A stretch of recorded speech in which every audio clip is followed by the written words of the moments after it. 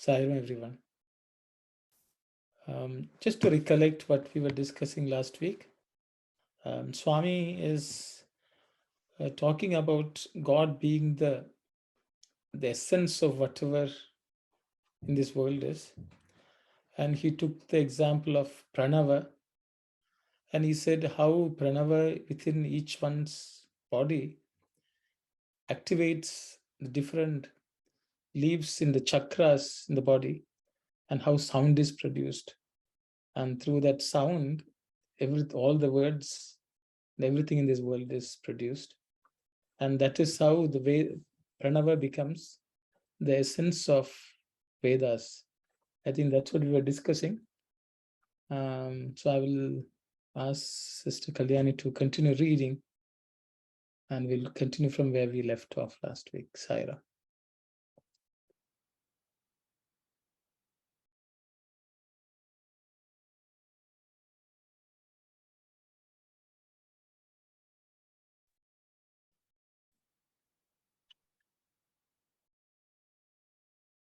I think we read this paragraph, so I'll go to the next. Okay. The mind has an innate tendency to merge in whatever it contacts. It craves for this. So it is ever agitated and restless.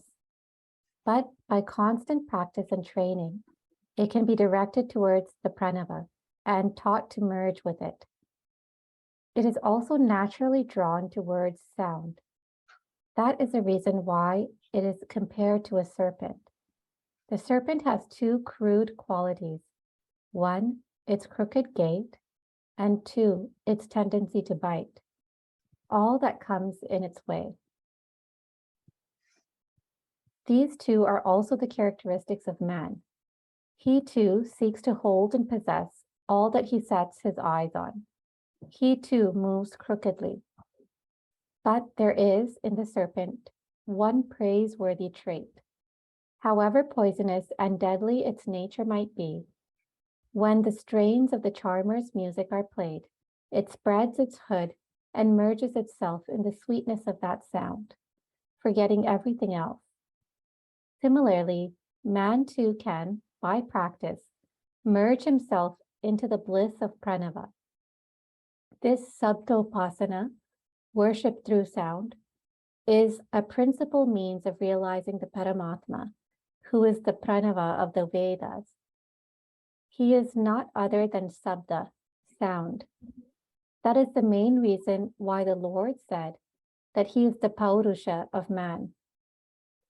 Paurusha is the vitality, the prana of man. Without it, man has no manliness. However strong may be the force of the drag of previous births, it has to yield to the strength of adventure and achievement emanating from paurusha. Unaware of this potentiality, foolish man is misled into cursing his fate, cursing the inescapable effects of what he dreads as prarabdha, present karma. Thank you, Kalyan.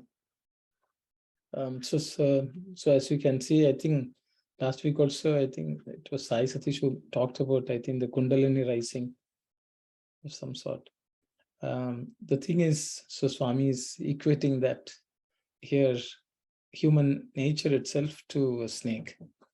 That's how the Shakti in, the power or strength in man is utilized by human beings in different ways. And Swami is referring to that here.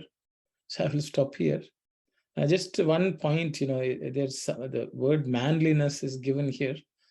I don't know whether that's a good translation. Paurushatvam means the humanness is, I think, a better word. So I will stop there, and I will ask others to share their thoughts, Saira.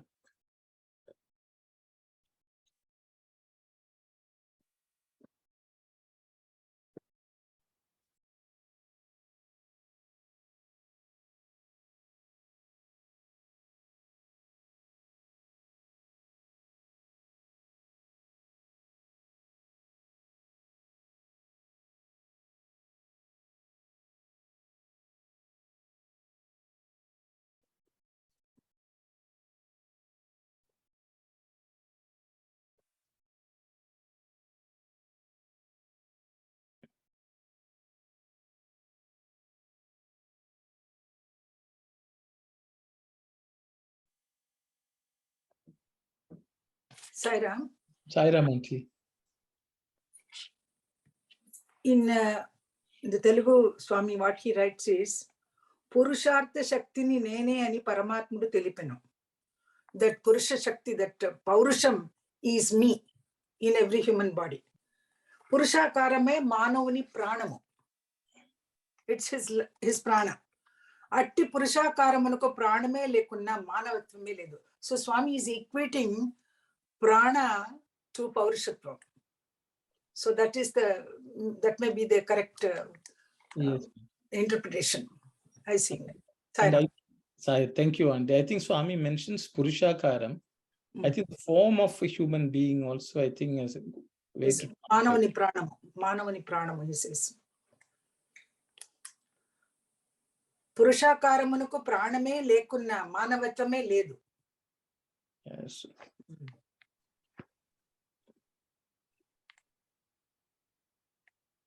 So the Manavatvam is what Swami has said, which is basically humanness. Is Paurusham. I think so. The manliness is not necessarily not necessary.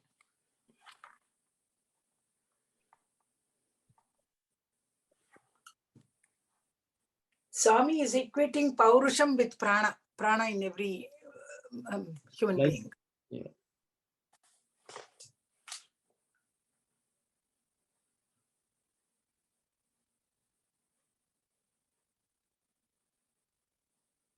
I think even the Auntie, the next sentence, however strong may be the force of the drag of previous birth, it has yielded to the strength of adventure and achievement emanating from Purusha.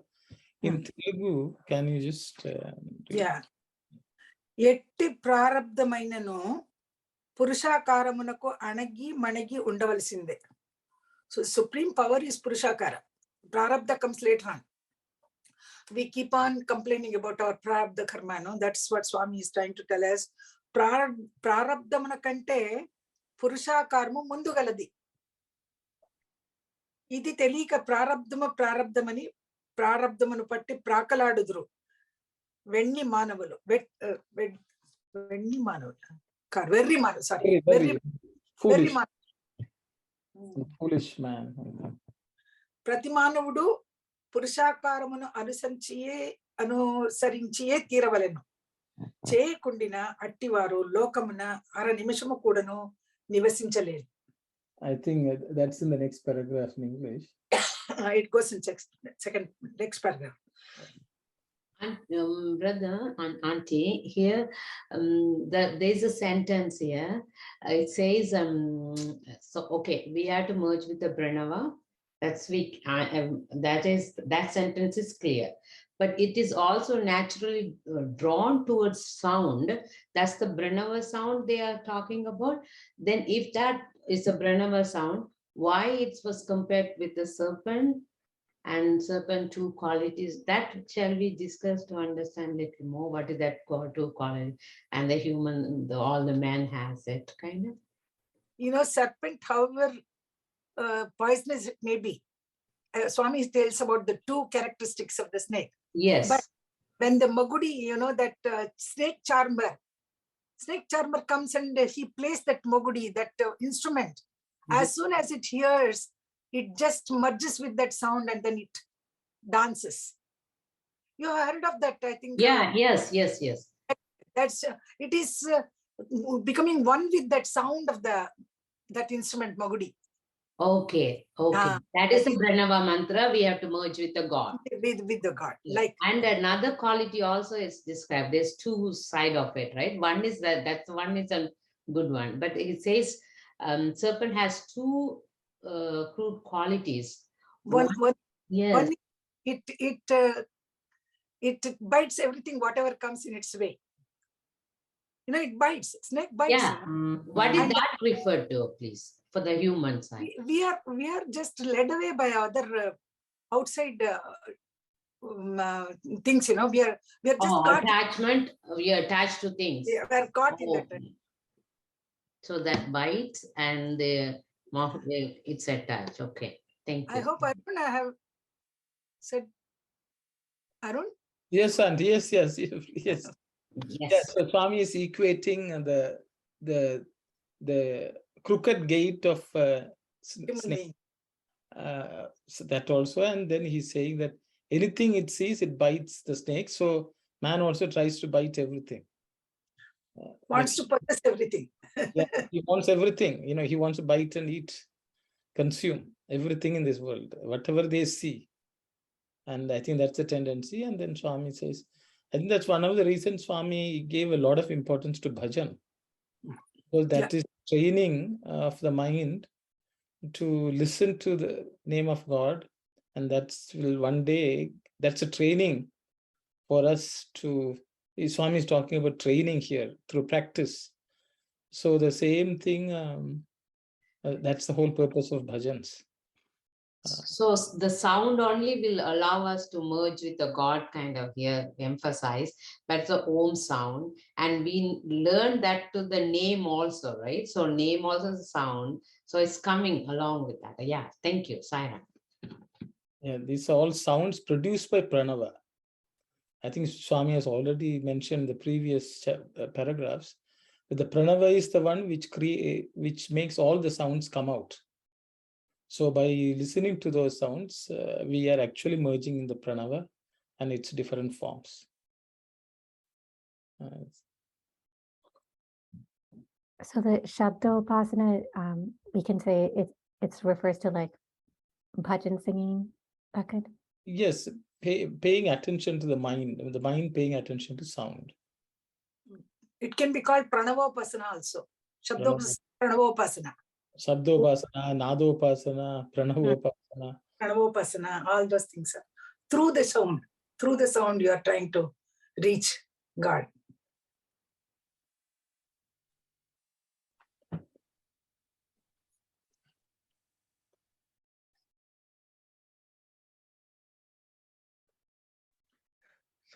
So please go ahead, sir. And I was just going to say, it's more like to keep us focused on the path. It's more like listening to the inner sound rather than getting lost in the outer sound. The mind getting lost with, like, in the sense of it wants to taste everything, it wants to savor everything, bite everything, get focused with the senses outside. So you keep playing the tune on the inside of, whether it is Omkaram or bhajans or whatever. So once the mind gets used to that tune on the inside, the outside vagaries of the mind and getting lost outside gets more controlled, and with practice it gets more focused, kind of a thing, on the path to be taken.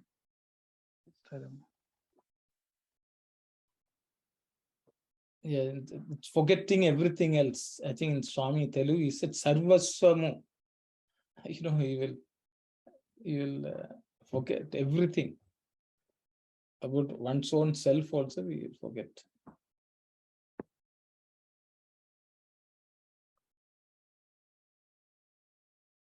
Tana sarvaswamunu a swaramuna leenamu cheyunu. That's what Swami says.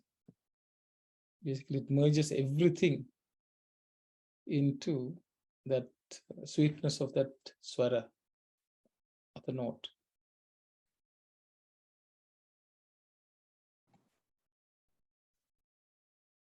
I think in the last, yes, Brother Tasan, please go ahead. Yes, Sairam, brother. So, Swami, in my understanding, I'd like to add one more point. Swami is comparing with the animal. If the animal can understand or can't enjoy the sound, that kind of sound when there's, so why the human being cannot enjoy that one? So they have to do the sadhana in order to understand the sound. Then you have to do the practice and sadhana. Then you will understand. Thank you, Saira. Sairam, brother.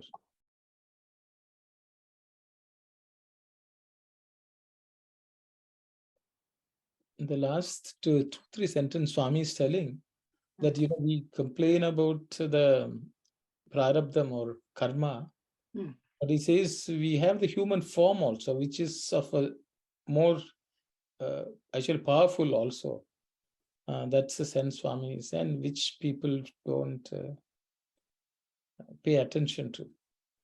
So he says whatever the type of karma one may have in the previous births, still the person has a human form, and that that has much more prominence than even the karmas. Was that the word Purusha Akara or Paurusha Akara? Purushakara. Purushaka means human form. Form of human. And the words that here it says adventure and achievement. Is it the same word? Adventure. No. చేయకుండినట్టు వాడు లోకున్నారు. Purushartham, I think it is translated as adventure. ఈ లోకమున పురుషార్థమును అనుసరించి దాని శక్తిలో ధన్యుడవై కమ్మనే మానవుని పరమాత్మ సృజించెను. Isn't it, Arun? Yes, auntie. పురుషార్థమును అనుసరించి దాని శక్తిలో ధన్యుడవు కమ్మనే మానవుని పరమాత్మ సృజించును. Here adventure doesn't come here. Adventure. ఎట్టి ప్రారబ్ధమైనను పురుషాకారమునకు ఉండవలసినది. ప్రారబ్ధమున కంటే పురుషాకారము ముందుగలదు. ఇది తెలియక. So there is not, I think the paurushatvam and things like that are translated like that, Kalyani. I think that's the reason. So is it saying something about, I think Auntie mentioned something is first and then later or something like that? Purushakaramu. First. Is that saying just that's higher than the prarabdha or something like that? Prarabdha comes later on. See, the line Telugu which is translated, Kalyani, is etti prarabdhamainanu. That is, however, whatever the type of prarabdha. Okay. Purushakaramunaku anigi munagi undavalasinadi. Anusarinchiye undavalasinadi. Oh, I see. That's what yours says, auntie. Mine says anigi munagi. Anagi managi undavalasinadi. That's correct. That and the line 9. I was stating the other one. Okay. So it has to yield to the human form. Whatever the type of prarabdha you have, has to yield to the human form. But when Swami says human form, he's referring to the paurushatva, because the human form doesn't exist without the paurushatva or the humanness. So Swami says the humanness is present, and the prarabdha has to follow the humanness. Okay, anagi means it has to yield or it has to follow. So that's all it's said, but the strength of adventure, achievement emanating from Purusha is, I think it's an explanatory translation. So when it says, Anna, sorry, go ahead. Yeah, please go ahead. No, go ahead. Yeah, Anna, so I was just going to say that when Purushakaram is told, we also know that God is the ultimate Purusha, right? So Form of in God, that, divine form. sorry. Divine form, you were saying? Yeah, so I'm saying that we can consider it in two aspects. One, Jantunam Narajanma Durlabham, that is, human birth is rarest of all. So in that case, taking the human form itself, Manavakaram or Purushakaram itself tells that we can get over our prarabdha karma. That is at one level. The other level is ultimately that Purushakara, holding on to that divine form, also helps us conquer that kind of prarabdha karma. So both ways we can see, no? Yes, yes. Because from animal that we have taken the human form, so that itself is a step ahead. So we've got a promotion, so we should make use of that, I think, in some sense. Yes, Kalyani. I think it's Uncle Dawson. Okay, Brother Taj, go ahead. Yeah, Sairam, brother, I'd like to go through one more point here, that man is misled into cursing his fate. Sometimes, according to the karma, we had to face some difficulties. And sometimes we don't understand we have the divine power. So we should not fail, or we should not misled into cursing his fate. So we have to understand that divine power within us. Then if we think about that one, we don't need to blame the karma or anything. Thank you, Sairam. Yeah. Sairam, brother. So is it like Paurusha is like the godliness in man, or like? Purusha is actually, as Sai said, it's God. So godliness, you can say that. Brother, why the Paurusha is used? Is there any meaning for that, please? Because before we say divine power, and this is a new term, so now we are coming across. Something is Atma, we say, but now we are using a new terminology. Is there any meaning for it?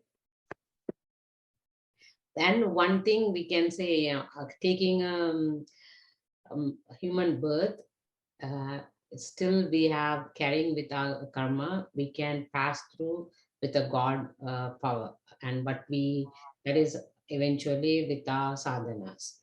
But I didn't understand what is the meaning of Paurushama of man. Is there any other meaning for that word? Paurusha is the quality of man, human being, which is God himself. God resides in everything, the essence is God.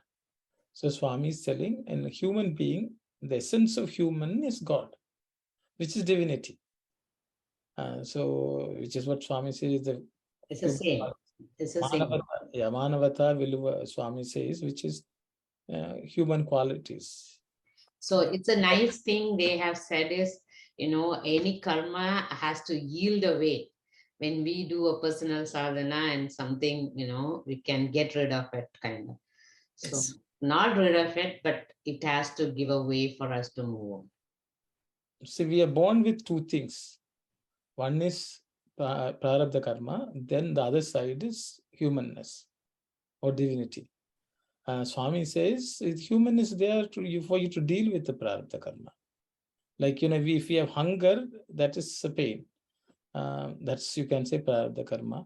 But if you have the ability to collect food and eat, then that ability also exists. So we can't say, why did I have hunger? Why am I suffering from hunger? God will say, I have given you the ability to take the food and eat. So it is a similar concept. Swami says that takes precedence. Our ability to find food is given already. So when God sends us to the world, that is also given. Or if we don't have the ability, others will be around to provide the food. So that also God arranges. So don't blame karma. No. Thank you. Sairam, so here it's saying prarabdha, present karma. is it present or the past karma which is experienced through the present body? Isn't it? See, the prarabdha means whatever has begun. Okay, so that means when we are born, sister, we bring forward some karma to be enjoyed in this life. That's right. So prarabdha relates to our current Okay. current life. See, everything is done in the past, but we bring along with us something for the present. That is our present to ourselves. So, so that's why it's called present karma. So basically here what I see is Swami's, how I love it, how, in the Geetha Vahini, the sequencing, how Bhagawan is building our thinking from doing the karmas. You can't sit back, and the discipline. And now he's saying, don't just realize that I am in you, and don't just give up your karmas based on cursing yourself. It's my fate and anything. Just continue your karmas and realizing that I am in you, and that sound is, I am that sound. So concentrate on that mind. So that's my understanding. Thank you. Sairam, sister.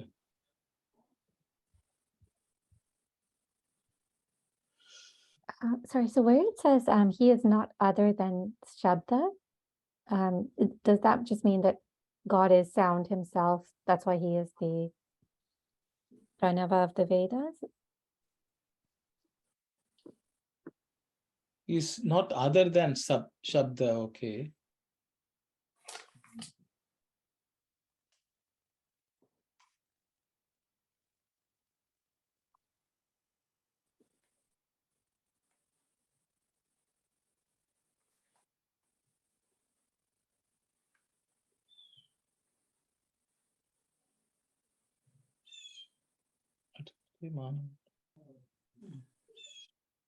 Auntie,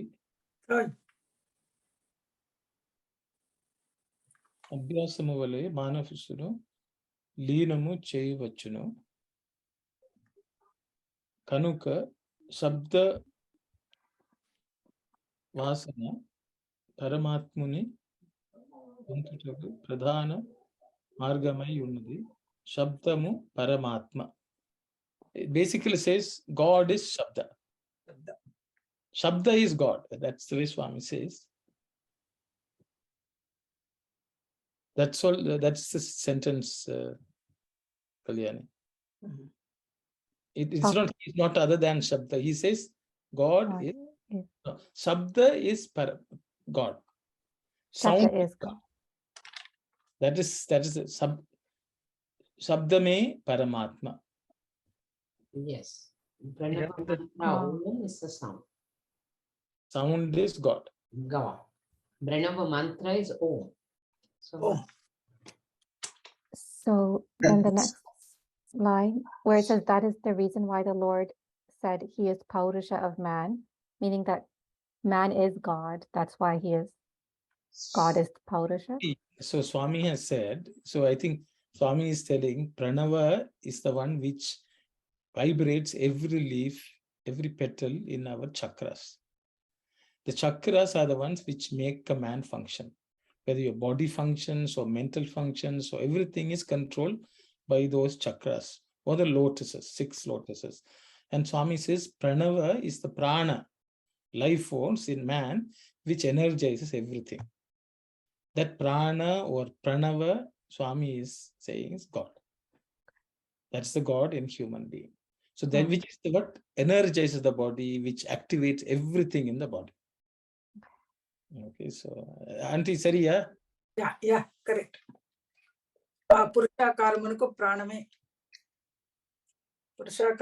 మానవుని ప్రాణము. So Swami is equating prana, pranava, and paurushatva. Sairam, as a follow-up question on that particular point, if sound is considered to be God or Pranava, and is that all sounds are considered to be God, regardless of some sounds we like it, some sounds we don't like it. Or it could be our own personal assessment. Some sounds we don't like it, but still those sounds are considered to be pranava and be equivalent to God. If Okay, good question, sister. I will ask others to share their thoughts. Is all sounds God? I think that's a question from Sister Anandi. So should we start liking the sounds which we don't like also because it's God? If that's an extension of that question which I am adding. Anyone can share your thoughts, please. Saira. Sairam, if I interject, I think this is a question where Sister Kalyani last time asked why some people, when they talk, it's not very appealing or sound good because the words which are coming, something to that effect, if I'm not mistaken. And I think what we were discussing, it's nothing is wrong. It's our own reaction, reflection. It's malice within us, where we judge good and bad, right and wrong. Everything is good. It's just we have to clear up whatever inside us. Just in short, that's what I understood. Sorry. Thank you very much, sister. I think maybe I will, sister, the sabdam, as soon as we say, we think a sound. There's no good word for that. So even noise we consider is shabda. Okay. But I think what Swami is referring to here is that anahata sound. The sound which actually activates, it's underlying everything. So the thing is, what we have to look for is that original sound, which is pranava, not the variations and its distortions which come out of human beings or anyone, which is actually affected by the different qualities, sattva, rajas, tamas, or whatever, and other impediments. So that is why when this original sound is not heard in its fullness, you may dislike, or certain sounds may be appealing. But I think it's just like every human being has divinity within them. If they can channel it out, if they can bring it out, it will be, everyone will find them appealing. Whoever is receptive, I would say. But the thing is, just the same way, Swami is referring to that Shabdam in its fullness and purest form. It's my understanding. I can ask others to share. The reason I ask this question, Yadi, whenever we listen to bhajans or something, we always think that is a divine sound and it will make us feel divine happiness and those things. But when the younger generation or the younger children, when they put the rap music and those things, sometimes we cannot tolerate, or we hate sometimes, and both are sound, maybe whoever listens to that, they really like that sound, and they listen to that one and they feel very happy. But still, according to our personal assessment or personal judgment, we categorize. This is the good one. This is the not good one. Maybe Sister Shivani also mentioned that could be all of our perceptions to look at that sound, whether it really makes my mind peaceful or makes my mind aggressive and maybe annoying. Now I understand that. Auntie, if you ask young adults, that rap music, that's divine for them. Believe me, that's so divine for them. Sairam, sister, I think that's what's called prarabdham. But the thing is, see, if you go to a spiritual place, you stay in a location where you're not exposed, that is the prarabdha. So the thing is, prarabdha is our experience in this world. And this environment, the people, their interest, all that actually is a result of our prarabdha. But even within whatever that prarabdha is, we have to look for that shabda, which Swami here actually is equating it to pranava. Pranava is the shabdam which Swami is referring to, and which is what he has told in the other lines.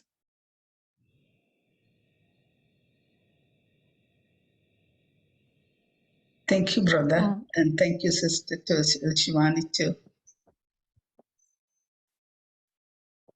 So just to clarify one thing, I think yeah, I had asked a similar question about like good and bad people, and same with good and bad sound. And he had mentioned that, you know, whoever said God is good or like, you know, God is beyond good and bad. But I guess our effort should not be that we have to like everything or we should love every sound that we hear. So my understanding is we should still try to focus on certain sounds and certain people or certain things that bring us closer to God. Is that right? And it's okay for us to not like something because we feel it's not serving a purpose of moving closer to God. A good question, Kalyani. Again, I will open it up for discussion. I would like to hear from others as well. So should we like all sounds? Realizing that it's divine. I think that's the question. I will open it up for discussion. Brother, Swami has said here good. So that's mean our discrimination is supposed to say which to hear, like, you know, we have to. So there are going to be, here good mean there are other sounds you don't like it, right? There are other things are there already. So good is mean whatever you like, sister? That's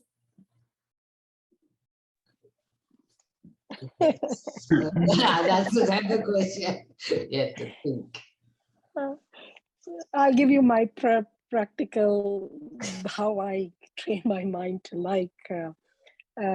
I think long time back, yes, I read about everything is divine, even the music or whatever you see. And in my family, whenever we go, it's always a fight, constant fight.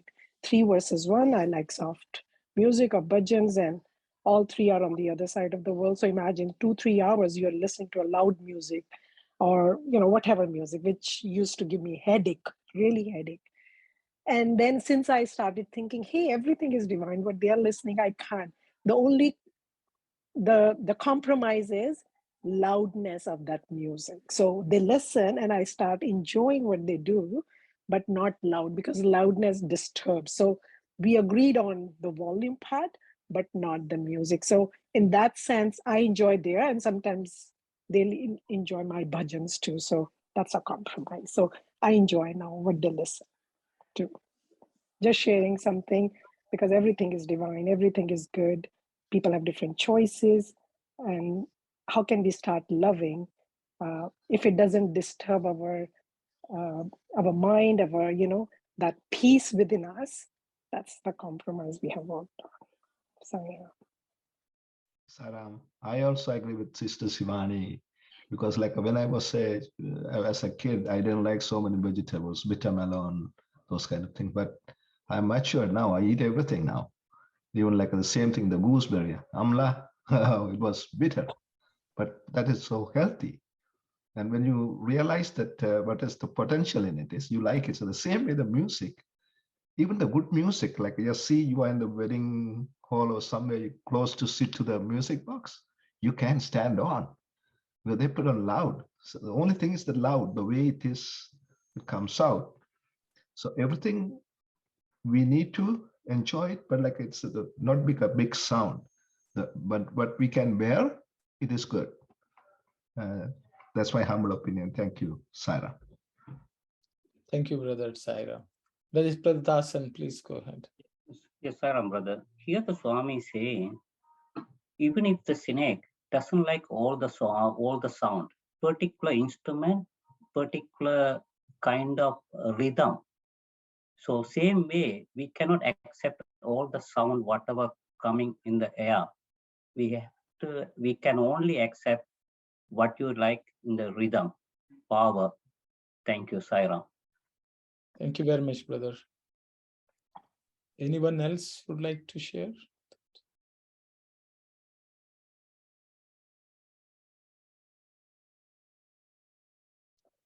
I think if no one else is, so I have to fill the thing is, generally we attach liking and the pleasurable experience we get as something soothing and nice, and we think it's good.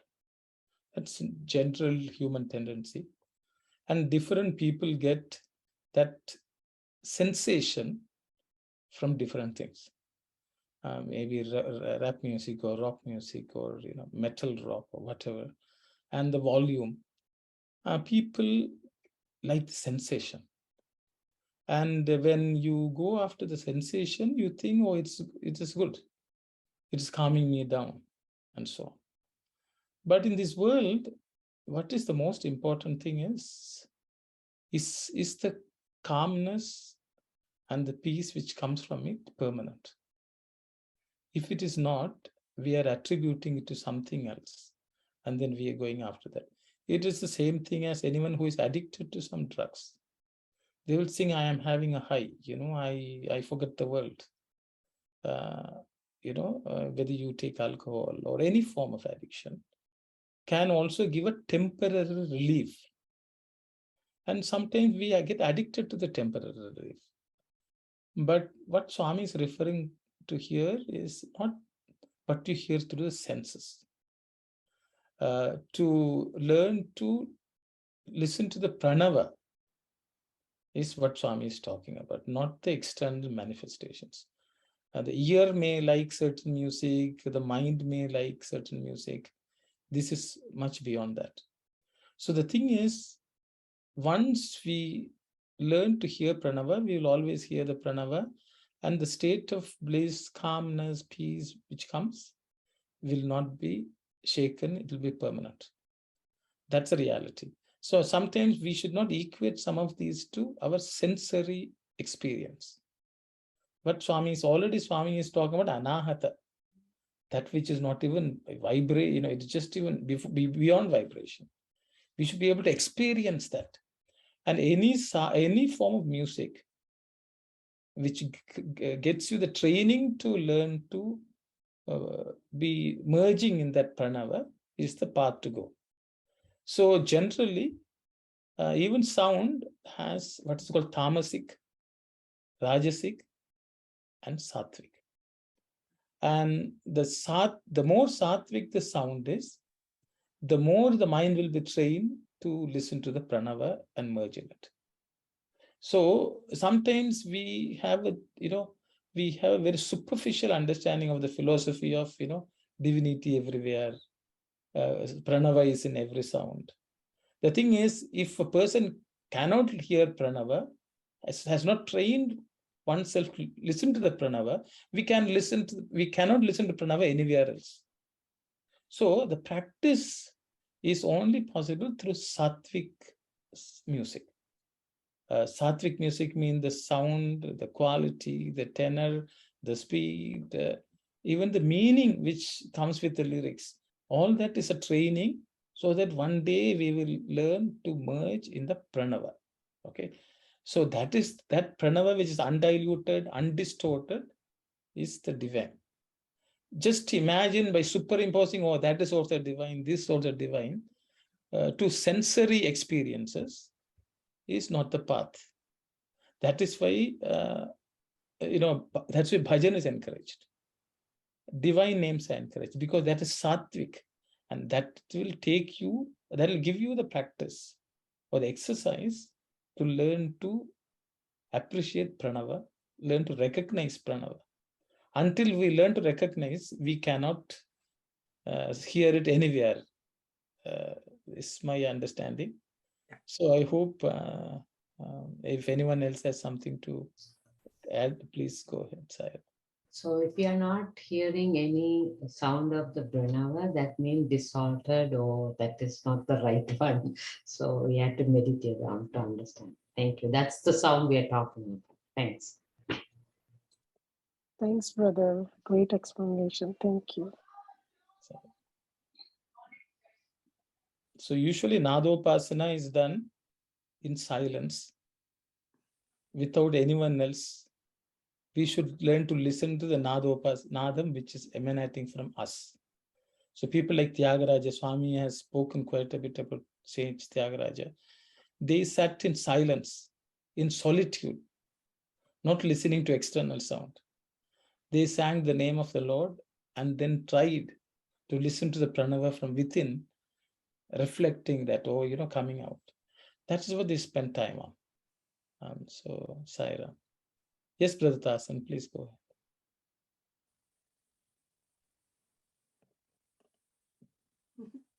ahead. I'm sorry, this is my previous and I'm so sorry. Yeah, exactly. But whatever you told, brother, that internal thing, even Swami said, when you are on silence, only you can hear my steps too.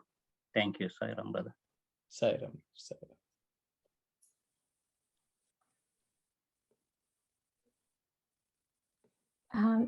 Sorry, just a practical question. So after knowing this, like say in the example the Sister Shivani gave, or like say you're in a family or, where people want to listen to different types of music, which are not Sattvic perhaps. So then like, is it like you have to cover your ears or like ban other people from listening to that, or? So that is called prarabdham, our situation is prarabdham. Okay. If you are in a Veda Padashala, you will be listening to only the Veda chanting. If you are in Puttaparthi, you will only be listening to bhajan. To be able to live in a situation like that is prarabdha. Purva janma sukritam. Okay. So when that is not there, Swami says, use your humanity. We can close ourselves. We can put something in our ear. We can block sound. All sorts of things are available. We just go to shoppers or, I'm not marketing some company, they will sell earplugs. Yes. At work, there are people who wear earplugs and work because they are disturbed by the sound outside. So those are techniques which we can use. Banning others from listening is not going to solve the problem because it aggravates the problem. So we'll have to find workarounds, to try to come to, live in peace, live and let other, let live. That's called, Swami will say, that is learning to live with others. And that's also sadhana. So, Sairam, I hope that answers your question. I think we should not ban others, but we should find opportunities to separate ourselves from there when it's troubling us too much. We can shut ourselves in a room and pray or meditate or do something. If you have to work among them, earplugs are good. Brother, can we say with lots of sadhana how you explain, and it really, it appeals to me that how even sound the music we hear from senses can be sattvic, rajasic, which is so profound. Can we say that even though you are in this real world, you can't, of course, eventually with lots of practice, you can reach to the level where you can separate yourself. But being in the situation with your lots of sadhana meditation, you can tune yourself with that sound within you. And then it's basically you are deaf to the other sound, but you are tuned in yourself so easily with that sound that you have practiced. Sairam, sister. Thank you. I'm asking, is it possible? Do you think this is what I got the gist from this, that you can live in the world, but yet you can be outside the world? I think my view is that we have to practice. If you're put in a situation, we have to practice hard. Every day, early morning, you sit and chant Om 21 times, so that during the day you only hear that Om and nothing else. So I think we cannot learn to deal with it in there itself. We have to practice separately and prepare ourselves to face it every day. I think that's the way I think we can do. But I think that's something to be cultivated. My experience is slowly the environment will change. Yeah. Environment will definitely change. Depending on our sadhana, things can change. Everyone may be playing music. I know of one young child. Okay, the parents were really troubled because the child was only listening to rap music and rock. It so happened over a period of 1 or 2 years that the person got interested in bhajans. And now he only listens to bhajans. Now, to the other extent, now the parents are saying this fellow is singing bhajans and listening to it throughout the day, and we can't watch anything else. This is, I'm telling you, I have a practical example of a child which within a span of 2 years is completely changed. So now the parents are wondering what's happening. Now only bhajans are. Okay, so that is also possible. So I think it's all about sadhana and prayers, and things, environment will change. The world will change around us, and our life, it's conducive for our sadhana. I think it's something which can be experienced. Great, thanks. And just adding to your thing, I think as the inner world changes, outer world automatically changes. Sairam, thank you, Sai Satish.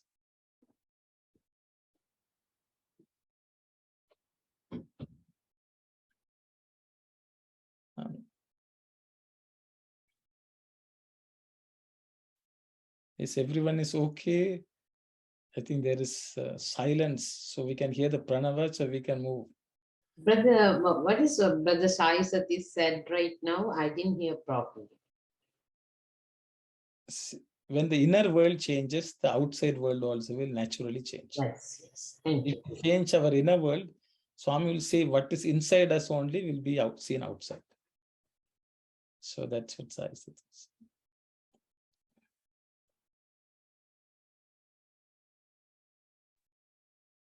Everyone has to exercise Paurusha, for without it, life itself is impossible. Living is struggling, striving, achieving. God has created man so that he may wield the talent of Paurusha and achieve victory. His purpose is not to make man a consumer of food, a burden upon the earth, an animal that is a slave to its senses. He does not aim at creating a horde of idlers and loungers who shy at hard work and accumulating fat grow into monstrous shapes. He does not create man with the idea that he should, while alive, ignore his creator and deny Atma and wander about like animals, allowing both intelligence and discrimination to go waste, moving about without an iota of gratitude to the giver of all the gifts which he consumes and enjoys. Prakriti, nature, too punishes those who exploit it for self-aggrandizement, saying, "This is mine, that too is mine, that belongs to those who belong to me." She punishes heavily those who break her code. That is the reason why Krishna describes to Arjuna the way of upasana or worship in great detail. For upasana is using Prakriti to reach the Lord who transcends it. Thank you very much, Kalyani. So I don't think I will just open it for discussion. Swami, in Telugu, he's not mincing words to describe how we lead our lives. So I will stop there. Anyone would like to share any thoughts, please? In Telugu, does it also say similar? Everyone has to exercise Paurusha? I think Auntie is not there, is it?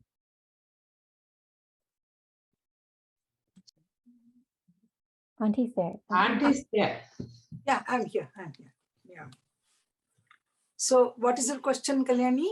Oh, the first sentence, everyone has to exercise Paurusha. Prati Manavudu. Pratimanu. Pratimanudu Purushakaramunu Anusarinchiye Tiravalenu. Yeah, he's saying the same thing. Cheyakundina attivadu lokamana 6 నిమిషము కూడాను నివసించలేను. Oh, that is right. Isn't it like this, divine in all? So we have to realize the divine, the conscious. Yeah. We have to use the conscious.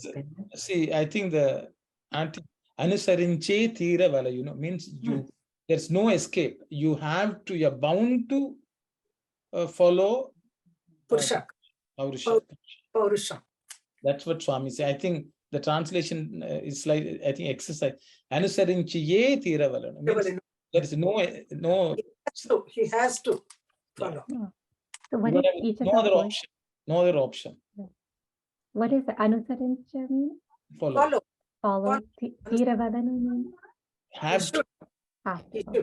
Anusarinchiye means you have to follow. It means there's no escape.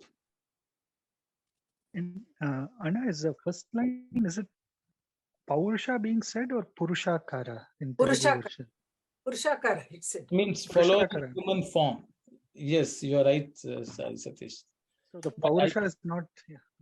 See, I think, when Swami says Purushakara, I think what he is saying is an akara which reflects the Purusha within.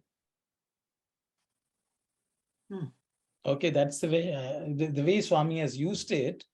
If the human form is there, means that form exists because of the Purusha within. So our external behavior should be of a human being. That's the way Swami has said. So we can't say, oh, everyone say, oh, there's divine in me, and then I can't behave the way I want. Okay. So Purushakaram is that which brings out the Paurushatvam inside, is the way I see Satish. I hope. Yes, Anna. So I was just going to say, because this Paurusha part has just landed up in the English translation. So Purushakara is what Swami is saying in the Telugu version. So that was one.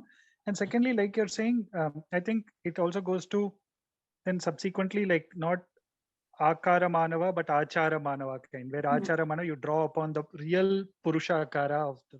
Yeah. Yes. You draw upon the Paurushatva. Yes, Anna. Yeah. Humanness.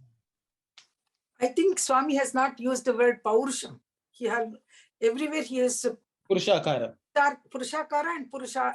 Yeah. Purushartha. In one place, I think he used initially Auntie. Then after he has been only using Purushakara. Purushakara.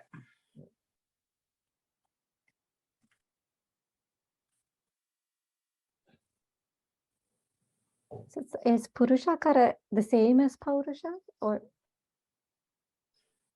So I think earlier on Swami has said, I am the Paurushatvam in Purushas. Purusha. So Paurusham is the essence of Purushakara, human form. That is, I think, if you go back earlier on, he says, I am the Pranava in the Vedas, I am, all at that time he says, I am the Paurushatvam in Purushakara. If there's human form, I am the Paurushatvam. Okay. So what Swami says is, if you have Paurushatvam inside you, then you are a human being. That's why Sai Satish was telling, you just can't be human in the form. You have to be in human in practice, or human in your behavior. So Swami is only talking about Purushakara. He's not divorcing it from the Paurushatva. Okay, that is why the translator has put Paurusha everywhere. Wherever Swami has said Purushakara. So the place where Swami said Paurushatvam is, I am Paurushatvam in Purushas, in Manavas, in human beings. Okay, that is where he used. After that, he is always using Purushakara. But because Swami has mentioned that, I think Paurusha is landing up in every piece of translation. Is there a word like Purushatva? Is there such a word? Oh, yeah. Yes. Paurushatva. So what is- Paurushatva is there, not Purushatva. Oh, not Purusha. I don't think so. Paurushatva, Paurushatva is there. the quality of Paurusha, or the state of being Paurusha. Like Manavatva, you know, same thing. Arun, this sentence, Prati Manavudu Purushakaramunu Anusarinchiye Tiravarenu. Yes. So exact translation will be, Yeah, the translation here says everyone has to exercise Paurusha, auntie. yeah, actually, Manava and Purushakara, the two things. Isn't that? Exactly. Very, very good, auntie. Thank you. Manavudu Purushakaramunu. Yes. So, Yeah, that's very, yes, Brother Thasan. Yeah, I like to add one more point, brother. According to this first paragraph, the God has created animals also and human also. We have to understand that animals has the same quality: sleep, they hungry, food, and fear, sexual union. So we also have the same fourth, but only different is the knowledge God has given to us to attain the God vision. So if we don't attain the God vision, that means there's no difference between the animal and us. So yeah, that is my thing, brother. Thank you, Saira. Thank you very much. So auntie has Auntie, highlighted. Yes, yes, Sai Satish. yeah, and I was just going to ask Auntie to read that line once more because of that distinction. Yeah. yes, Sai Satish. Prati Manavudu Purushakaramunu Anusarinchiye Tiravalenu.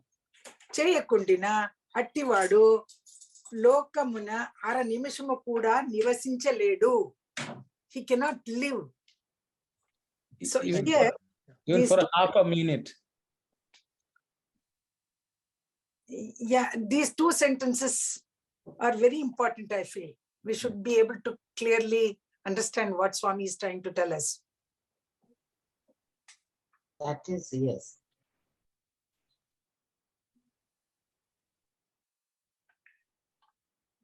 Anna, in this context, I just wanted to ask, like, how fragrance is to a flower, is Swami saying, whether he says Purushakara or Paurushatvam, is that to Manava? Means, Yes. in the sense, the essence of that, because if we are not established in that essence, we cannot live even for a second, kind of a thing. Yes, Sai Satish.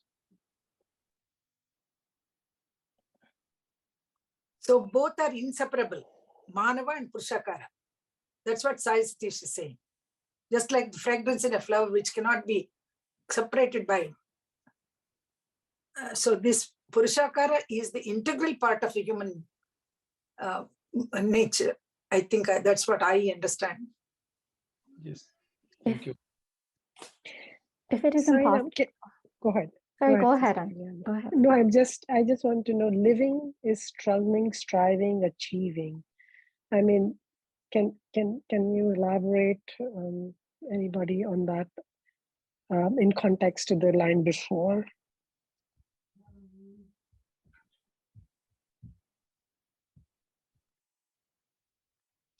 Auntie, in Telugu, is it there? Brother. Sorry.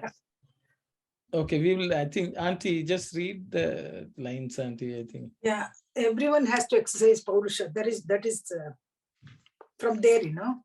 Yes. Cheya Kundina. Oh, again. Because the translation says, auntie, living is struggling, striving, achieving. Okay. So I don't think. Swami has not said that. If If you don't do. Ee lokamuna Purusharthamunu Anusarinchi Dani Shaktilo Dhanyudavu Kammane Manuvani Paramatma Srinchadu. It doesn't. So actually, this living is struggling, striving, achieving. I think it's an explanation of the previous sentence. Okay. Previous sentence. The I don't- life is impossible. That's right. Yeah, ఒక లోకమున అరణ్యవశము కూడా నివసించలేడు. That is, I think, it covers the whole. Yes, it's an So my understanding is Paurusha is, as you have said, is a divinity within you. If you don't follow that, you cannot achieve anything. So the life is impossible. Yeah, life is simple. So life is impossible. You cannot achieve the victory. That's the you have to use as a weapon, or you have to use the talent. You have to understand in order to achieve your life, the victory. Otherwise, it's like a man is eating like eat and sleep, and this is like an animal. So in order to live your human life, you have to understand the divinity within you. That's the way I understand. Thank you. Actually, in Telugu's translation, it's very nicely yes, done. But I'll try to read it. Swami has used very just to say, ఈ లోకమున పురుషార్థమును అనుసరించి దాని శక్తిలో ధన్యుడు కమ్మనే మానవుని పరమాత్మ సృజించును. కానీ ఊరికి తిండికి చేటు భూమికి బరువుగా సార్థకము కాని పనులతో పశువాంఛనలతో భోగములు అనుభవింపమని పంపలేదు. నడుము నుంచి పనిపాట్లు చేయక సోంబేరి అయి కండలు పెంచుకొని లొట్టలు కొడుతూ దిట్టంగా బలమనని మరి పంపలేదు.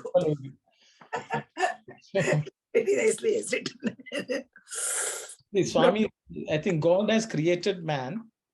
I think that translates, that line also is not greatly translated. Yeah, here, yeah. ఈ లోకమున పురుషార్థమును అనుసరించి, in this world, following the purusharthas, దాని శక్తిలో, from the power which it gives. Okay. Sorry, uncle, can you just say that again? I didn't hear that. Yeah. Swami says, ఈ లోకమున, in this world, purusharthamunu anusarinchi, following the purusharthas, the goals of human life, following that, okay, purusharthamunu anusarinchi, dani shaktilo, from the, from the strength or power which that gives, okay, through that, danyudavu means making yourself a redeemed or divine. You can say a blessed one. Blessed. Sanctified, okay. Sanctified, then be sanctified. Danyudavu kammane. Kammane. Kavalane kammane. Kammane. God has kammani manavuni paramatma srijinchu. So God has created man, giving this command that you follow the purusharthas and make yourself blessed. Okay, that is the purpose with which God has created human beings. And then, of course, the rest of the translation seems to be pretty good.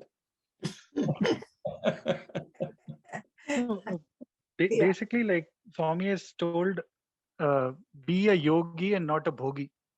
In essence, because that rest of that line, so many adjectives Swami has used to so beautifully capture how we while away time. తిండికి చేటు భూమికి బరువు burden to us.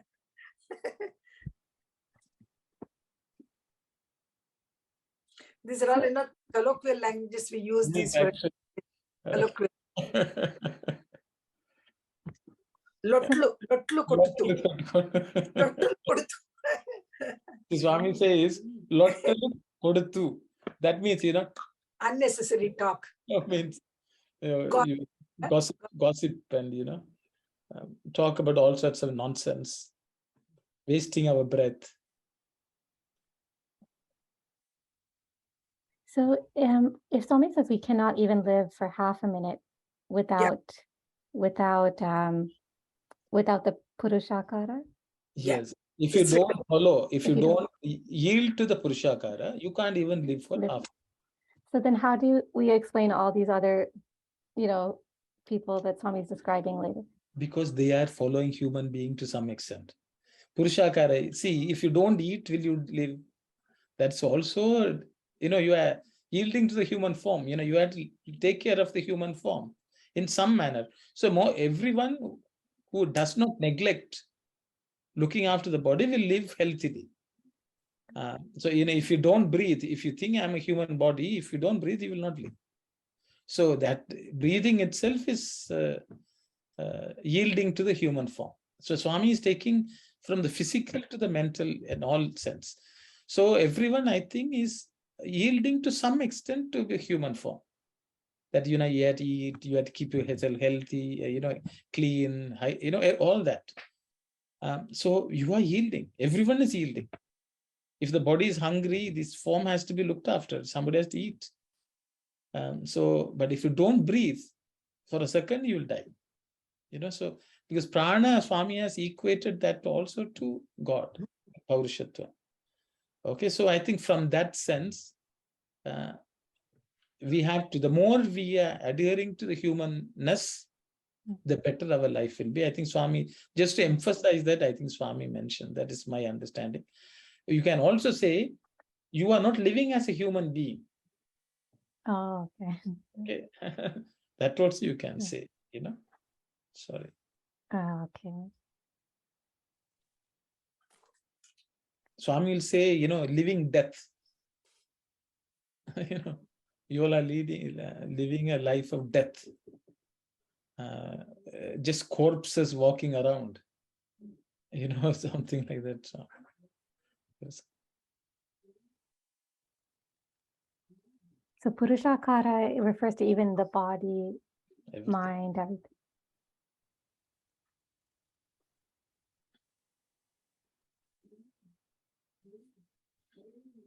I think something like at whatever stage we are in, we look at that kind of an expression. So the Purushakara can traverse anywhere from body, mind to beyond the mind, kind of the essence. So.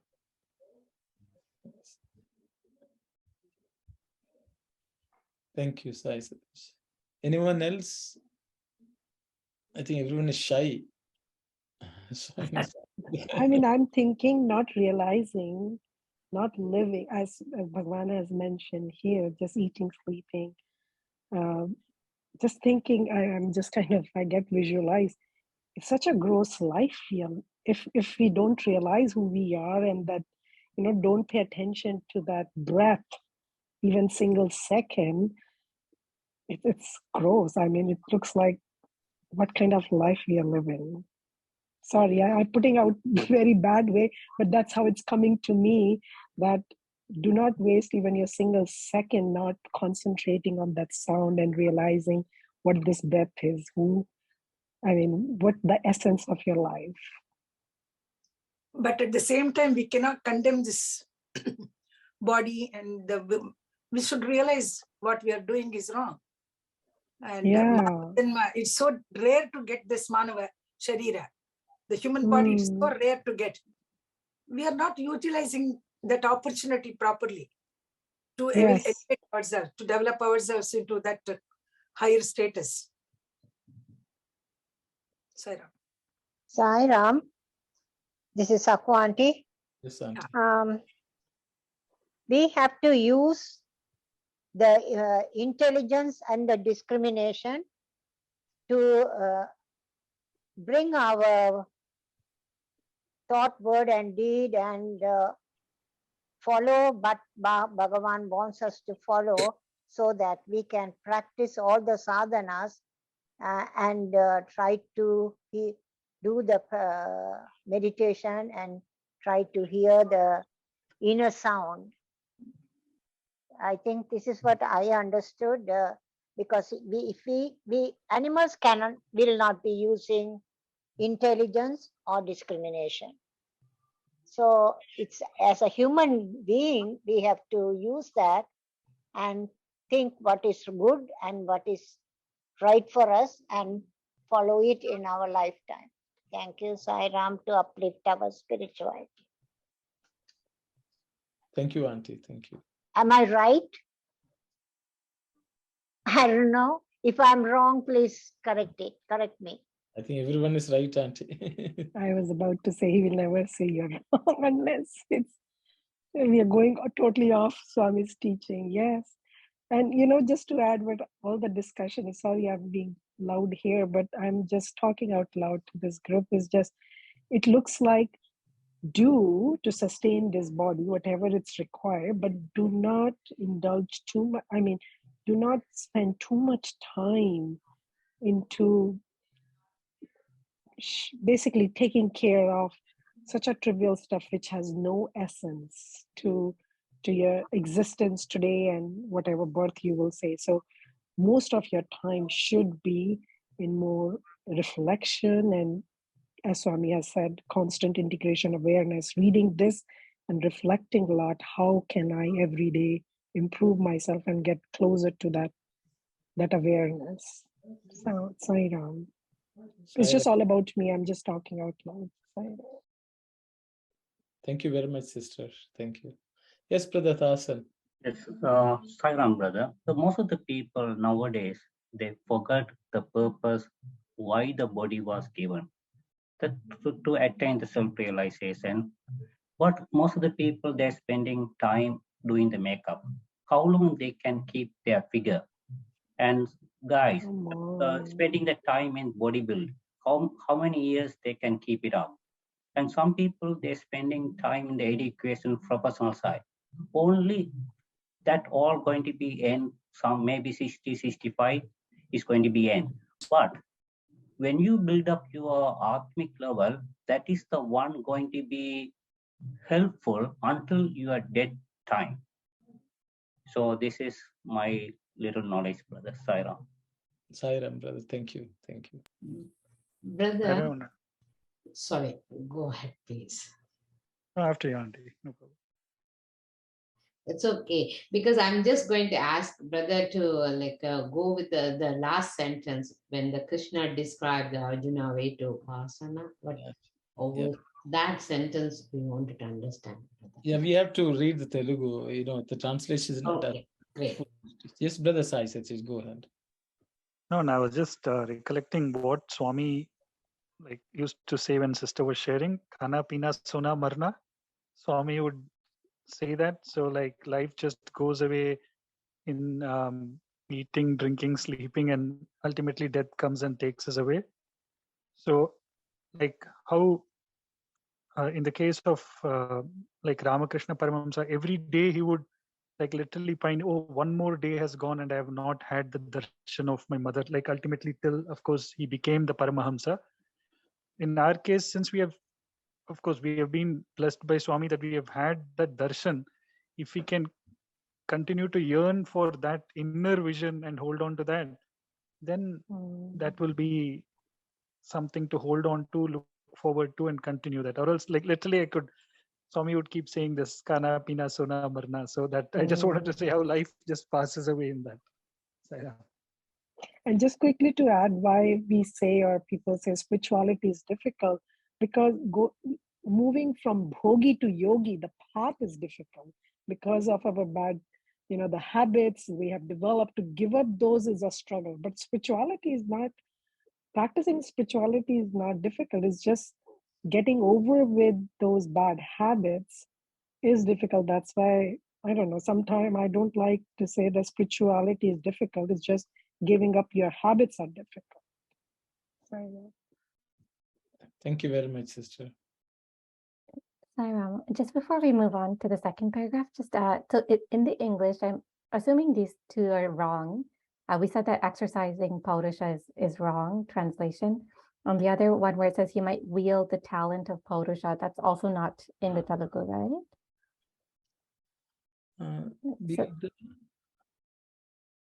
God has created man so that he might wield the talent of Paurusha. Swami says, follow the Purushartha and using that power to make ourselves divine. That's what Swami has said. So Swami has said, I think Purushartha, Swami has said, wield the talent of Paurusha. That's the way it has been translated. But I would say you seek the goal of Paurusha or Purusha. Purusha. See, the Purusharthas are 4. Dharma, Artha, Kama, Moksha. So just following that means we should never forget Dharma and we should never forget Moksha. So Artha and, Kama are there in between. But if you drop Dharma and Moksha, then it's not Purushartha. Purushartha starts with dharma and ends with moksha. And I think that leading a life like that gives a certain power which makes us divine, divinize our life and divinize ourselves. Okay. Swami says. So, Then, so like Paurusha is not something that we can actively use or wield or something, right? Or is it more like cleaning off the dirt or like getting rid of the impurities to allow Paurusha to? I think so, because that's anyway there. Swami has said, we are born with it. So it will always help us strive towards it, because that is something which God is doing from within. Okay. If it's just, I think, a matter of giving him the space and an opportunity. And just adding to your thing, even in dharma, artha, kama, moksha, artha should be earned through dharma, and for attaining moksha, that should be the only kama. That is the way dharma, artha, kama, moksha is maintained, because we say dharma and kama are there for what? Actually, it is there only because artha has to be earned through dharma and kama should be there for moksha. So that is the main purpose of artha and kama. Main focus is on dharma and moksha. Thank you, sir.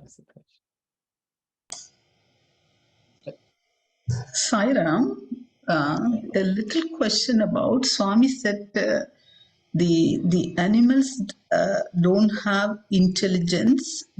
I know they may not have discriminating power, but some animals, they have the intelligence faculty. Even Swami said that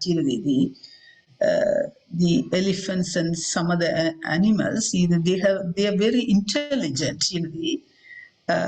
But maybe in general, as a general statement, Swami said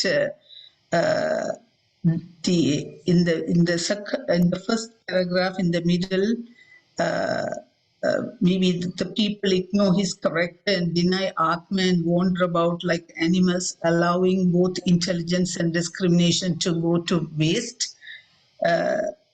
Because when Sakmanti indicated that animals don't have intelligence and discrimination, and only the human beings, we have the intelligence and the discriminating power to what to choose and where to go and those things. So I have had a little question about the intelligence part. So the intelligence and the discriminating both the factors only for human beings. See, I think we should again translation. So we will just read Auntie that paragraph. Paramatmuni Marachi Atma Swa. Actually, Swami says Pashu Vanchana Lato. Exactly. Pashu Vanchana, animalistic pleasures. Pashu Vanchana means. Here, he doesn't say that which part, Paramatmani Marchi. Paramatmani Marchi, Atma Vishwasamanu Kolpoi, Pashu Vale Gnana Heenudai. అనుభవించినంత వరకు ఆ ఫలితమును స్మరించి తదుపరి దానికి కృతజ్ఞ లేక క్రూరుడై తిరుగుమని సృష్టించలేదు. Okay, so I think we'll go Auntie word by word so that people Paramatmani Marachi, forgetting God. ఆత్మ విశ్వాసమును కోల్పోయి, forgetting your self confidence. పశువు వలె జ్ఞానహీనుడై. Like animals without jnana. Okay, the translation of intelligent and discrimination is jnana. Okay, jnana means knowing that you are Atman. Yeah. Animals maybe have intelligence, but they do not have the ability to know that they are the Atman. It is the jnana. So jnana hinudai. Yeah, అనుభవించిన వరకు ఈ ఫలితము స్మరించి, whatever we have got from God as gift, తదుపరి దానికి కృతజ్ఞత లేక, we are not showing gratitude for whatever we have got from God. క్రూరుడై తిరుగుమని సృష్టించలేదు. Becoming క్రూర means violent, you can violent. say. Man has not been created to move about. like that without the act of gratitude. Ili pashuvale gnanahinudu. As you said, there is no, they are intelligent. Some animals are very intelligent, no doubt about it. But they don't realize that they are the self, that they also have divine in them. They have not realized that. That is gnanahina. Yeah, that makes Sense, yes. yeah, the sense here, you know, very nice. If we put jnana, then it makes Makes sense, yes. yeah, the complete meaning. Thank you so much. They cannot realize that they are self. Self is in them.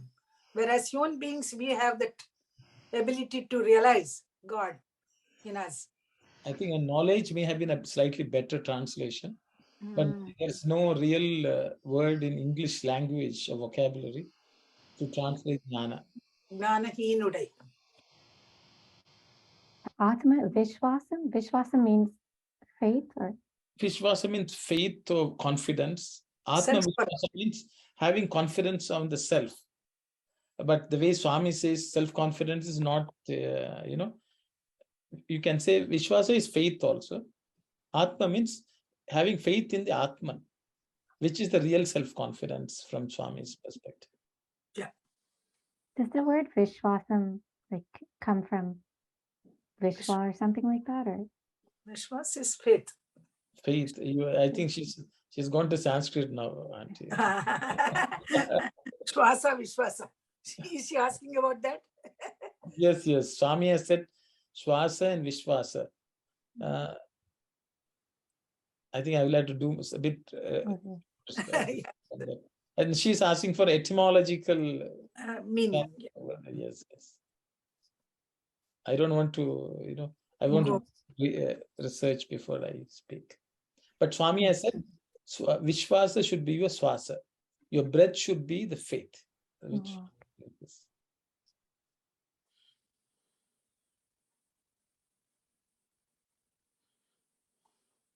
your breath should tell you that you are that existence.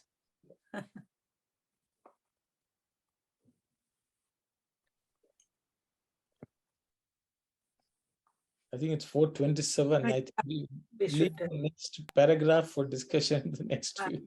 The second paragraph needs a lot of discussion. Yeah, if we start, I don't think it requires a bit involved one. Yeah, correct. So let's have faith in that, and I think we have read enough to digest for the next week. Yeah. If anyone has any comments, please share. Otherwise, we will close with Samaskalaka. So I think we'll close with Samaskalaka, Saira. Om Samastaloka Sukhino Bhavantu. Samastaloka Sukhino Bhavantu. Samastaloka Sukhino Bhavantu. Om Shanti, Shanti, Shanti. Sairam. Thank you. Sairam.